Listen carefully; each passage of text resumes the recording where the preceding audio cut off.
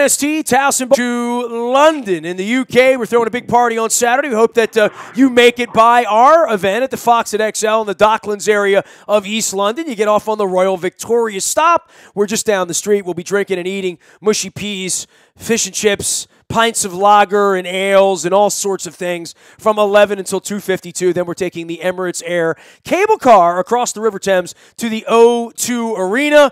Jaguars and the Ravens, they bring the world together. Michael DeRocco covers all things Jaguars for ESPN.com. He is ESPN DeRocco. That's DIROCCO. He is skipping London this year, but you've got your passport stamp, right, Mike? Yeah, I did. I've done last year's trip. It was fun.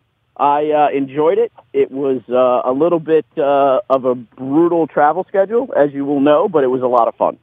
Well, give me the little travel side of this before we get on to Jaguars football and what we're going to see on the field. I mean, you've traveled over there. You've covered a team that's been primarily bad but hopeful with a lot of young players for, a number of years now, and this is not their first rodeo over Wembley. They should be good at doing it. They do it more often than anyone else. I don't think it's paranoia around the Ravens, but it's like all hands on deck, everybody holding on, people doing it for the first time. The Jaguars know this drill a little bit, and certainly for the fans going over there, it's fun. We've looked forward to this for a long, long time around here. Yeah, it's a great trip. I mean, especially if you get some extra free time, which, Saturday is one of those days where if nothing's going on team-wise, you pretty much have the whole day. And there's obviously a lot of history, a lot of great stuff to see over there. And, it's a trip that the team it can be a bit of a grind for the teams that haven't made it before. The Jags have done it. Well, this will be their fifth trip. So, they've gone through the thing where they leave on the Sunday night after a home game, the Sunday before. They've gone where they've left the Monday after a home game. They've gone where they've left on Sunday night after a road game. And they finally settled on going on Thursday night, which I think is what the Ravens are doing, correct? Yes, the Ravens are doing the Thursday night over, like a Friday practice-y thing, a Saturday walkthrough-y thing. The Ravens are trying to keep this thing on time, and I guess there's been a whole bunch of different ways to do this, and they've all exchanged information, and then it really does come down to, look, the Ravens lived out on the West Coast 2 years ago for games 1 and 2 in Denver and Oakland, lost both games, and then they just scratched everything to live out there for later in the year when they played Arizona and San Francisco. So a lot of this gets moved around a little bit, but I'll tell you one thing, we didn't expect to be 2-0 on our way over there. I think there's a whole different level of optimism around here about what this game represents, other than just a little party for mushy peas and fish and chips next week for the fans. Yeah, and the funny thing is I didn't expect the Jaguars to be 1-1 heading over there. I thought they would actually be 0-2, and they managed to steal a win week 1 in Houston. So the thing of it is there's a lot of guys on this team that haven't made the trip, but the majority have made it. And that's kind of important because you have to deal with, the flight over. It messes up the body clock. And the teams will generally make the guys sleep on the plane because you have to get some sleep because when you land there in London, it's Friday morning, you're getting ready to go practice. I mean, your body clock can get way messed up. So that's the most important thing player-wise is that they get some sleep on the plane on the way over there. All right, well, the Jaguars look like they got sleep in week 1, not so much in week 2. You know the choppiness of the franchise in general. Give me a little state of the Jaguars right now with, it was all about Gus and Gus and Gus and Gus for a long time. Now it's not anymore. All new pieces, and yet a whole bunch of draft picks that we hear about in April, and then somehow we don't hear as much about them once they get to the field. And the Jaguars have had a really massive injury on the offensive side of their look as well, and the Ravens are going to be playing without Yonda this week.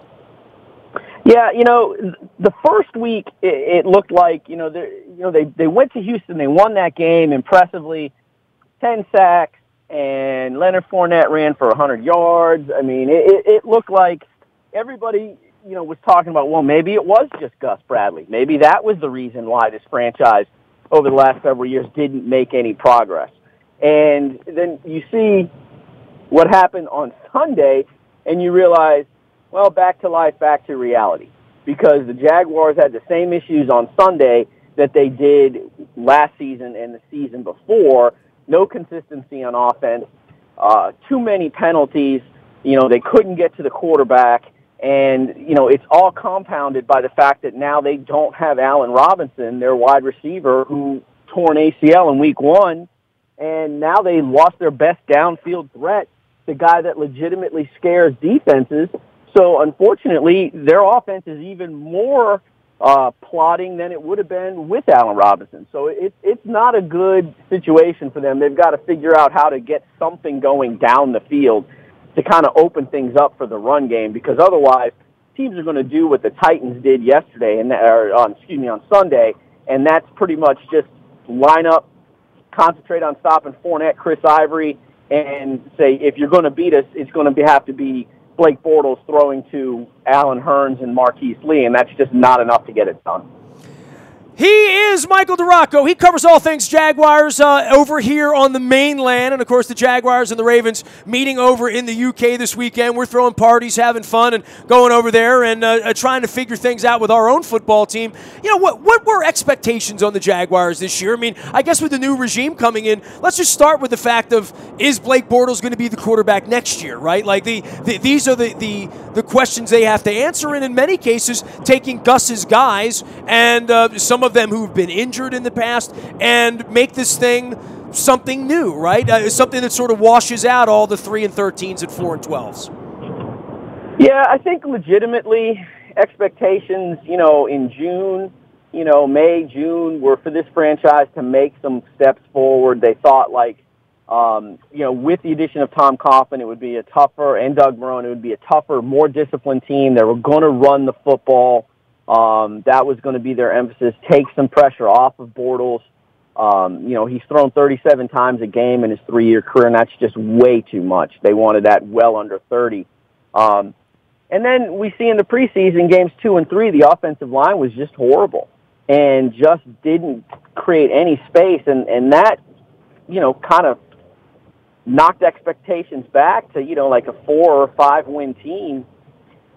Especially with Bortles struggling. And in week 1, they were able to run the ball, which, and they were able to get some success with Bortles even without Allen Robinson there. And that had people thinking, well, wait a minute now, maybe this is the formula. They want to run it. They want to, Bortles threw it 21 times, which was a career low. That's what they want to be. And you can do that against teams that aren't very good, which includes the Texans, but you can't do that against teams that are good and have a lot of success, like the Titans. So, I think it's clear that Bortles is not their guy next year, that they're going to have to find another quarterback, whether it's through the draft, whether it's in, they make a run at Kirk Cousins if he's available, whether they make some sort of a trade and try and find a guy, maybe like an Alex Smith, if the Chiefs are ready to move on for him, for Pat Mahomes. So, the Jags, nothing's going to get better for this franchise until they find a way to have some solid, consistent play at quarterback, and they're not talking about, hey, you know what, we want to minimize the quarterback play. Michael, for this franchise, you talk about the quarterback being an issue, and they've drafted all over the place, and they've also spent a lot of money on the defensive side of the ball as well. I go into this game and say, who is their best football player? I mean, is that clear cut to you at this point? Before Allen Robinson got hurt, I would have said, probably Allen Robinson and Jalen Ramsey are 1 and 1A. But at this point right now, I probably would say Jalen Ramsey is their best football player. He has the ability to he is a shutdown corner. He can take a guy completely out of the game. I don't believe the Titans threw at him once on this past Sunday. So, teams already know that Ramsey's a shutdown guy, and they're going to avoid him. They pick on A.J. Boye instead, the other corner, who's actually, it's not like it's you or I lining up out there. A.J. Boye is a pretty good corner. So, I would say, Calais Campbell's probably number 2 at this point. But, there's a bunch of other guys that are just below that in the ranking. But I'd say Ramsey is probably their best player right now. They certainly gave all the money to Malik Jackson, though, right?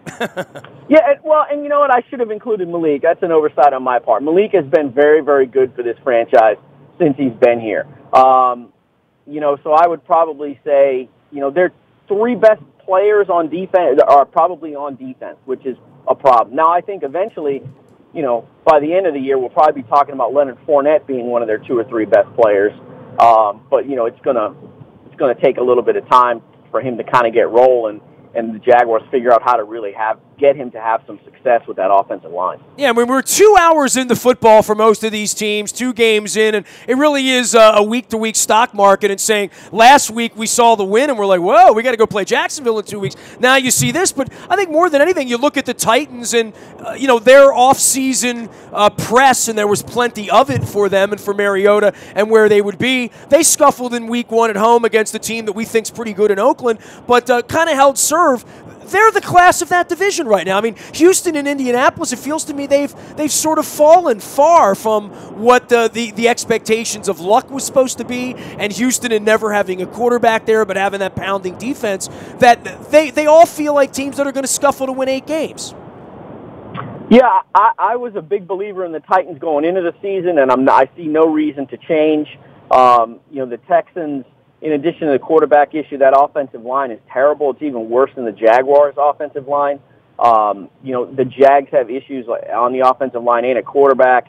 Who knows what you're going to get out of the Colts offense now? We don't even know when Andrew Luck's going to play again or if he's going to play again this season. So that's a mess over there. So, look, to me, this division is the Titans, to lose. And if they play the way they played on Sunday, then I don't see any way that they don't win the division.